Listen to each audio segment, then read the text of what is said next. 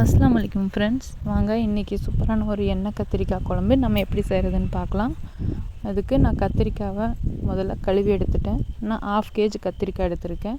பிஞ்சு கத்திரிக்காவை தான் நான் எடுத்திருக்கேன். அப்போ தான் இந்த குழம்புக்கு இன்னும் டேஸ்டியாக இருக்கும்.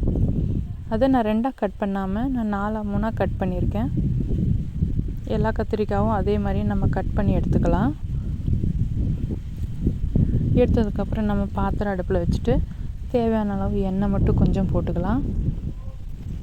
போட்டுட்டு அந்த நம்ம எடுத்து கட் பண்ணி வச்சுருக்கோம் இல்லைங்களா, அந்த கத்திரிக்காவை ஃபுல்லாக ஃப்ரை பண்ணிக்கலாம். நல்லா வதக்கி விட்டுடுங்க. கத்திரிக்காய் குழம்புக்கு இந்த மாதிரி வதக்கி எடுத்தால் தான் ஃப்ரெண்ட்ஸ் செம்ம டேஸ்டியாக இருக்கும்.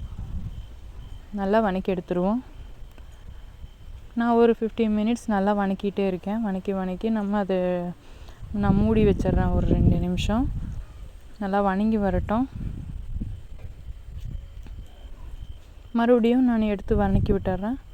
பாருங்கள், வதங்கி வந்துருச்சு. இதுக்கப்புறம் நம்ம அதை பிளேட்டில் மாற்றிக்கலாம். பிளேட்டில் மாற்றி எடுத்ததுக்கப்புறம் நம்ம குழம்புக்கு போட வேண்டிய மற்ற ஐட்டத்தையெல்லாம் நம்ம என்னென்ன போடுறோன்றதை பார்த்துக்கலாம். இந்த குழம்பு வச்சா ஒரு துளி சாப்பாடு கூட மிச்சம் ஆகாதுங்க வீட்டில். அவ்வளோ டேஸ்டியாக இருக்கும். கண்டிப்பாக ட்ரை பண்ணி பாருங்கள். இப்போது நம்ம மிக்ஸி ஜார் எடுத்துக்கலாம். அதில் நான் ஒரு தேங்காய் முழுசாக போட்டிருக்கேன். அதுக்கப்புறம் நான் 3 தக்காளி கட் பண்ணி எடுத்திருக்கேன். அந்த தக்காளியும் நான் உள்ளே போட்டுக்கிறேன். அதுக்கப்புறம் நான் பெரிய வெங்காயம் 2 எடுத்திருக்கேன்.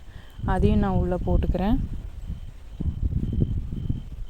அதுக்கப்புறம் நான் 1/2 ஸ்பூன் மஞ்சள் தூள் போட்டுக்கிறேன்.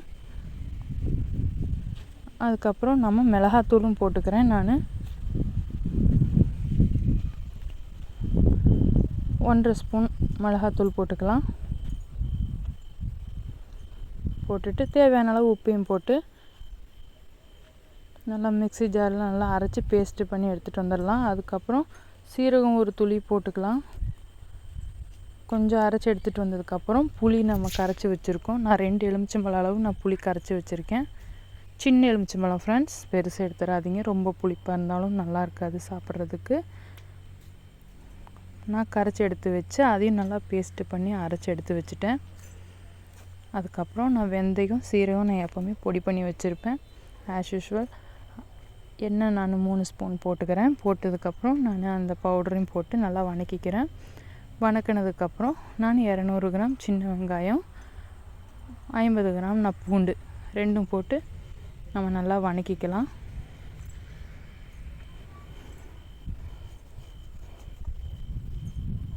நல்லா வதக்கி எடுத்துடலாம். நல்லா ப்ரௌனிஷ் ஆகிற வரைக்கும் வதக்கி எடுத்துக்கலாம். இதுக்கப்புறம் நம்ம அறுத்து வச்சுருக்கோம் இல்லைங்களா கத்திரிக்காய், அந்த கத்திரிக்காயையும் உள்ளே போட்டு ஒரு பச்சை மிளகாவையும் போட்டுக்கலாம். பச்சை மிளகா போட்டதுக்கப்புறம் அதையும் ஒரு 2 நிமிஷம் வதக்கி விட்டுடுங்க. பச்சை மிளகா போட்டால் அந்த ஃப்ளேவரு வேறு மாதிரி இருக்குங்க. நல்லா டேஸ்டியாக இருக்கும், வாசனையாக. இதுக்கப்புறம் நம்ம கத்திரிக்காயையும் போட்டு நல்லா ஃப்ரை பண்ணி விட்டுறலாம். நல்லா ஒரு 5 நிமிஷம் அது நல்லா வதங்கட்டுங்க. நம்ம மூடி வச்சு நான் வதக்கி எடுத்துருக்கிறேன்.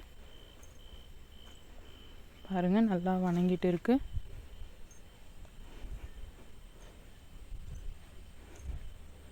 நல்லா வதக்கி எடுத்ததுக்கப்புறம் நான் ஒரு 5 நிமிஷம் நான் மூடி வச்சுக்கிறேன். அந்த வாசனையோடு ஒன்றா கத்திரிக்காய் மிங்கிள் ஆகட்டும்.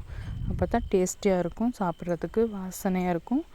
இதுக்கப்புறம் தேவையான அளவு கொஞ்சம் உப்பு நம்ம இதுலேயும் போட்டு ஆட் பண்ணிக்கலாம். கத்திரிக்காய்க்குள்ளையெல்லாம் உப்பு பிடிக்கணும் இல்லைங்களா, அதனால் கொஞ்சம் லைட்டாக உப்பு போட்டு நம்ம ஃப்ரை பண்ணிக்கலாம். ஃப்ரை பண்ணதுக்கப்புறம் நம்ம அரைச்சி வச்சுருக்கோம் பேஸ்ட்டு, அந்த அரைச்சி வச்ச பேஸ்ட்டையும் நம்ம உள்ளே போட்டுக்கலாம்.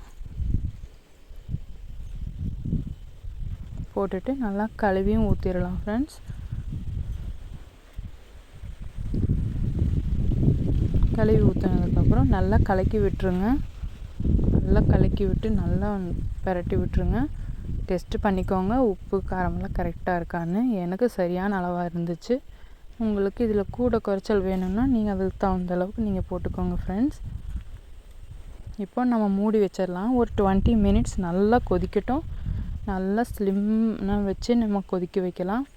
பாருங்கள் ஃப்ரெண்ட்ஸ், நல்லா கொதிச்சிருச்சு, வாசனை அள்ளுது, செம்மையாக இருக்கும். கண்டிப்பாக நீங்கள் வீட்டில் ட்ரை பண்ணி பாருங்கள். நல்லா ருசியான ஒரு கத்திரிக்காய் குழம்பு ரெடி ஃப்ரெண்ட்ஸ். இதை செஞ்சு சாப்பிட்டு எப்படி இருக்குன்னு கமெண்ட்டில் சொல்லுங்கள். என் சேனலுக்கு சப்ஸ்கிரைப் பண்ணுங்கள், லைக் பண்ணுங்கள், ஷேர் பண்ணுங்கள் ஃப்ரெண்ட்ஸ். இன்னும் நிறைய வீடியோஸ் நான் போட்டுக்கிட்டே இருப்பேன். என் சேனலுக்கு ஆதரவு கொடுங்க. இன்னும் நிறைய டிப்ஸ் எல்லாம் நான் ஷார்ட்ஸில் போட்டுட்ருக்கேன். என் சேனலுக்குள்ளே போய் ஷார்ட்ஸும் பாருங்கள். வீட்டுக்கு தேவையான எல்லாமே டிப்ஸும் நான் போட்டுட்ருக்கேன். தேங்க்ஸ் ஃபார் வாட்சிங்.